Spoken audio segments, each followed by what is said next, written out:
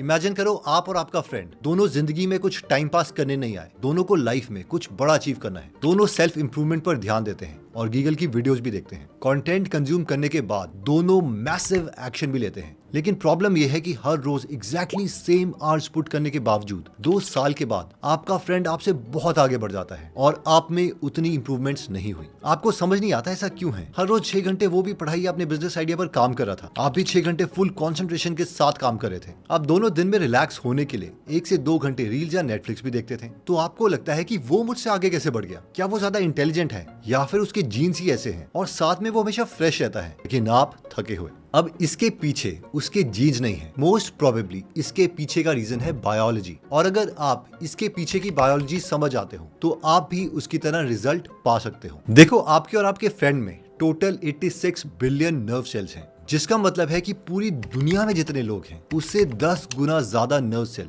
सिर्फ आपके ब्रेन में है। अब इन हर एक नर्व सेल को आप एक बल्ब समझो, जो कि 1 सेकंड में करीबन 2 बार जलता और बुझता है, यानी पूरे दिन में इतनी बार। अब ऑब्वियसली बहुत बड़ा नंबर है, लेकिन अब हम इसके आगे समझते हैं। देखो, हर बार जब ये ऑन या ऑफ होता है तो ये फ्यूल बर्न करता है और इस फ्यूल का नाम है एटीपी, एडिनोसिन ट्राइफॉस्फेट। और जो ब्रेन है वो बाकी बॉडी पार्ट्स के कंपैरेटिवली बहुत ज्यादा एनर्जी कंज्यूम करता है। यानी कि अगर हम पूरे दिन में 5 चपाती खाते हैं तो उसमें से 1 चपाती की एनर्जी सिर्फ ब्रेन को चाहिए। और ये फैक्ट इतना ज्यादा वियर्ड है कि ये कुछ ऐसे है, 5 साल का बच्चा 20 चपाती खा रहा है और 30 साल का नौजवान सिर्फ 2 चपाती। अब हम में से कई लोगों को लगेगा कि हाँ तो ठीक है ना, दिमाग काम कर रहा है तो एनर्जी भी ले रहा है, इसमें प्रॉब्लम क्या है? प्रॉब्लम ये है कि जब ये 86 बिलियन छोटे बल्ब ऑन ऑफ करेंगे तो इससे एक केमिकल रिलीज होगा जिसका नाम है ग्लूटामेट। जितना ज्यादा ब्रेन में ग्लूटामेट इकट्ठा होता रहेगा, मेंटल फटीग बढ़ती रहेगी और दिमाग टायर्ड फील करेगा। इसके साथ साथ एक और इम्पोर्टेंट केमिकल रिलीज होता है जिसे कहते हैं एडिनोसिन। एडिनोसिन कुछ ऐसा है कि कार में जैसे फ्यूल बर्न होता है तो धुआं निकलता है, वैसे ही हमारा ब्रेन जब एटीपी कंज्यूम करता है तो वो एडिनोसिन रिलीज करता है।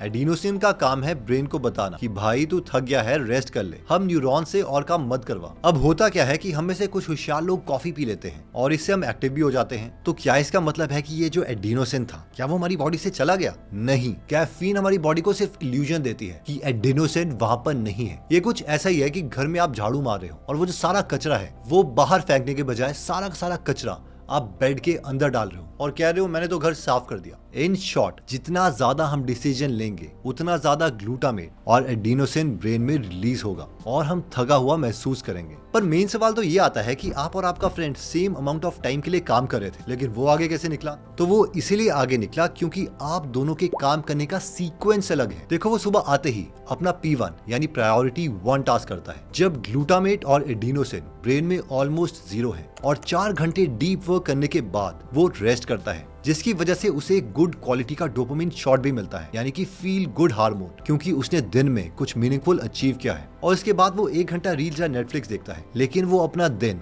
ऑलरेडी अब तक जीत चुका है। वहीं पर आप अपना पहला आवर इंस्टाग्राम में गुजारते हो या फिर हाई डिसीजन मेकिंग टास्क में। आपने 1 घंटे में ही इतने ज्यादा डिसीजन ले लिए हैं जितने आपके फ्रेंड ने 4 घंटे में भी नहीं लिए। जैसे कि क्या मैं ये रील देखूं, क्या मैं इसे स्वाइप करूं, मैंने जो कल पोस्ट किया था उसमें कितने लाइक्स आए, एक्सेट्रा एक्सेट्रा। और अब 1 घंटे में आपके ब्रेन में ग्लूटामेट और एडिनोसिन के लेवल बहुत ज्यादा इंक्रीज हो चुका है, जिसकी वजह से जब आप मेन प्रायोरिटी 1 टास्क में आओगे जो आपकी लाइफ को एक्चुअल में इंप्रूव करेगा, तब तक आप ऑलरेडी थक चुके हो और ब्रेन आपको सिग्नल दे रहा है भाई रेस्ट कर ले क्योंकि तू थक चुका है। इसके साथ साथ जो इंस्टाग्राम देख के आपको डोपामिन की किक मिल रही थी वो भी नकली डोपामिन है, क्योंकि ये डोपामिन आपको कोई मीनिंगफुल काम करके नहीं मिला है। पर अब सवाल ये आता है कि इसका अब सोल्यूशन क्या है? तो इसके 2 सोल्यूशन हैं जिससे हम अपनी न्यूरॉन बैटरी को सही ऑर्डर में यूज कर सकते हैं और ग्लूटामेट एडिनोसिन को हैंडल कर सकते हैं। Solution 1, morning is gold time.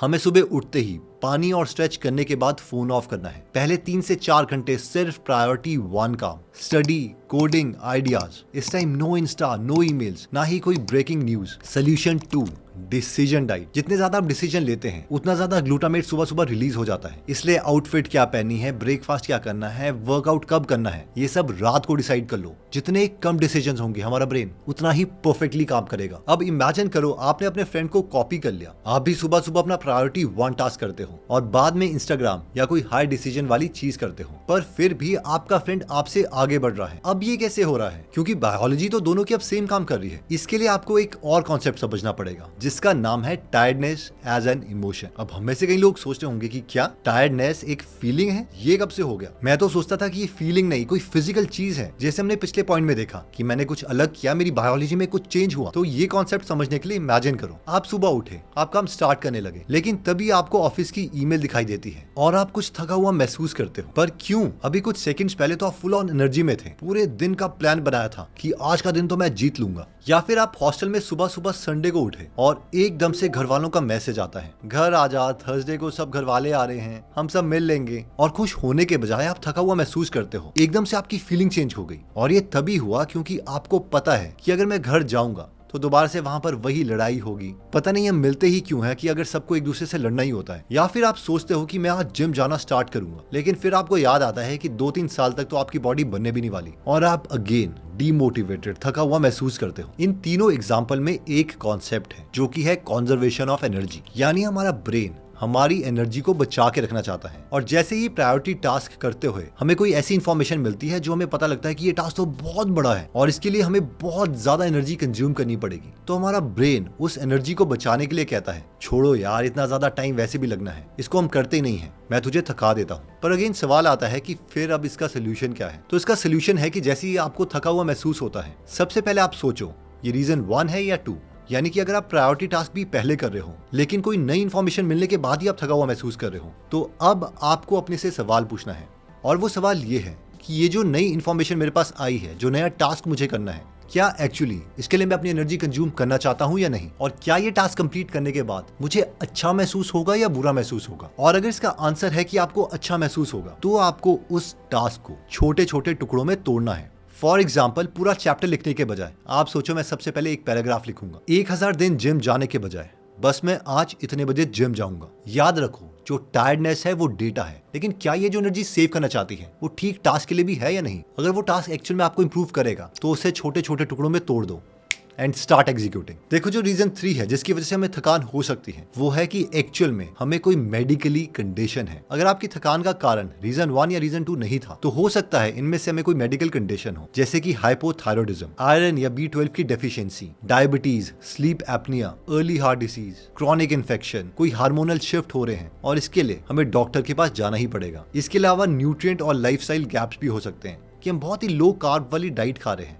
Dehydrated हैं, पानी कम पी रहे हैं, विटामिन डी या मैग्नीशियम की कमी है, या फिर जिम वगैरह जाके ओवर ही ट्रेन कर रहे हैं। Next reason could be sleep and circadian rhythm. 7 घंटे से कम की स्लीप, हमेशा ब्लू लाइट स्क्रीन के पास रहना, 12 बजे के बाद भी कॉफी के शॉट्स लेते रहना और हर रोज सोने के लिए अलग अलग टाइम पर जाना। इसके अलावा डिप्रेशन भी एक ऐसी चीज है जिसकी वजह से हम थकान महसूस कर सकते हैं और अनफॉर्चुनेटली डिप्रेशन को इंडिया में सीरियस ही नहीं लिया जाता। सबको लगता है क्या यार, ये तो सोच की बीमारी है, सो जा, रेस्ट कर ले, मेडिटेशन कर ले, हो जाएगा। जबकि जो डिप्रेशन है वो फिजिकल भी हो सकता है, यानी आपकी बॉडी में कुछ चल रहा है, उसकी वजह से भी आप डिप्रेशन फील कर सकते हो। तो इसके लिए प्लीज एक बार आप डॉक्टर को दिखा सकते हैं। एक बार जो पूरी वीडियो है मैं आपके लिए समराइज कर लेता हूँ। इस वीडियो में हमने 3 पॉइंट्स देखे। सबसे पहला कारण था प्रायोरिटी, यानी शुरू में हम हाई डिसीजन वाले टास्क कर रहे हैं जिसकी वजह से हमारे ब्रेन में ग्लूटामेट और एडिनोसिन बहुत ज्यादा इंक्रीज हो रहा है और वो हमें बोल रहा है कि भाई तू थक गया है, अब तू रेस्ट कर ले। इसका हमने सोल्यूशन देखा था कि शुरू में सुबह उठते ही हम अपना जो प्रायोरिटी 1 टास्क है वो करेंगे, जो हमारी लाइफ को एक्चुअल में इंप्रूव करेगा। सेकंड रीजन जो हमने देखा था वो था टायर्डनेस